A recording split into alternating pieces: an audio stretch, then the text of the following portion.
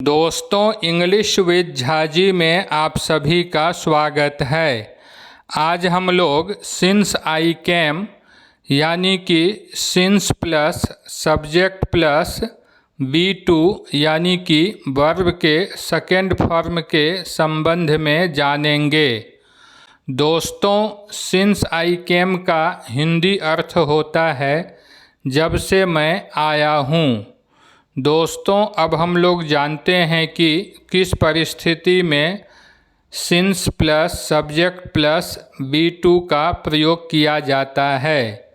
जब हम यह बताना चाहते हैं कि वह तब से खा रहा है जब से मैं आया हूँ, तो दोस्तों, जब से मैं आया हूँ, जब से मैं खाया हूँ, जब से मैं सोया हूँ, इन वाक्यांशों के लिए अंग्रेजी में सिंस प्लस सब्जेक्ट प्लस बी2 यानी कि वर्ब के सेकेंड फॉर्म का प्रयोग किया जाता है।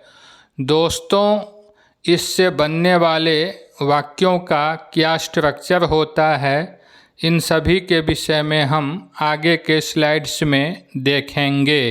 दोस्तों, सिंस आई कैम यानी कि सिंस प्लस सब्जेक्ट प्लस बी2 यानी कि वर्ब के सेकेंड फॉर्म का प्रयोग करते हुए जब हम अंग्रेजी वाक्य बनाते हैं तो हमारे अंग्रेजी वाक्य का क्या स्ट्रक्चर होता है, अब हम लोग इसके संबंध में जानेंगे। दोस्तों, इस स्ट्रक्चर के अंतर्गत सबसे पहले सेंटेंस का प्रयोग किया जाता है, उसके बाद सिंस का प्रयोग करते हुए सब्जेक्ट का प्रयोग किया जाता है तथा उसके बाद बी2 यानी कि वर्ब के सेकेंड फॉर्म का प्रयोग किया जाता है। दोस्तों, यदि वाक्य के अंतर्गत अदर वर्ड्स आए तो हमें अदर वर्ड्स का भी प्रयोग करना चाहिए। दोस्तों, इस स्ट्रक्चर को ध्यान में रखते हुए मैंने वाक्य बनाया है 9 years have passed since I came to Veraval. दोस्तों, यहाँ पर सबसे पहले सेंटेंस का प्रयोग किया गया है 9 years have passed। दोस्तों, यह वाक्य प्रेजेंट परफेक्ट से संबंधित है। उसके बाद सिंस का प्रयोग करते हुए सब्जेक्ट के रूप में आई का प्रयोग किया गया है तथा उसके बाद केम का प्रयोग किया गया है जो कि वर्ब का सेकेंड फॉर्म है तथा सबसे अंत में अदर वर्ड्स के रूप में टू वेरावल का प्रयोग किया गया है। इस तरह से अंग्रेजी वाक्य बना 9 years have passed since I came to Veraval यानी कि मुझे वेरावल आए हुए 9 वर्ष बीत गए, यानी कि जब से मैं वेरावल आया हूँ मुझे 9 वर्ष बीत गए हैं। दोस्तों, अगला वाक्य है it has been 25 years since I got married यानी कि मेरी शादी हुए 25 साल हो गए।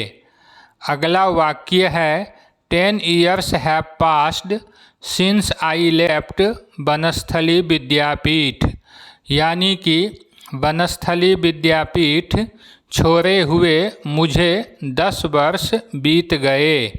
चौथा वाक्य है he has been reading this book since he got it यानी कि जब से उन्हें यह किताब मिली है तब से वह इसे पढ़ रहे हैं। अगला वाक्य है I have been living at Aditya Park since I came to Gujarat अर्थात मैं जब से गुजरात आया हूँ तब से आदित्य पार्क में रह रहा हूँ। अगला वाक्य है he has not moved since he went into coma यानी कि कोमा में जाने के बाद से उन्होंने कोई हरकत नहीं की है। Next is the nursery students have been crying since their parents dropped them at school यानी कि नर्सरी के छात्र तब से रो रहे हैं जब उनके माता पिता उन्हें स्कूल छोड़कर आए थे। She has been working day and night since she got her first project, यानी कि पहला प्रोजेक्ट मिलने के बाद से वह दिन रात मेहनत कर रही हैं।